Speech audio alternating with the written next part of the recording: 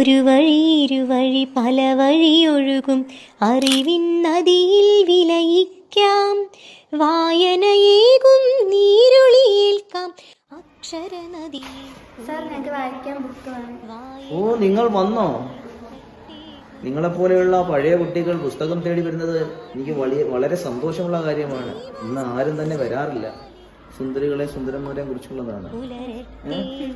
അറിവാലുയരാൻ അറിവായി നിറയാൻ അറിവിന്നുലകം തീർത്തിടാൻ വായന തന്നുടെ വിസ്മയലോക താളിൽ ജീവിതമുൾ ചേർക്കൂ. ഇരുണ്ട കാലത്തെന്നും വെട്ടം പകർന്നു നൽകും ഗ്രന്ഥങ്ങൾ മറന്നു പോകരുതവയോടെന്നും നമുക്കു വേണം ചങ്ങാത്തം.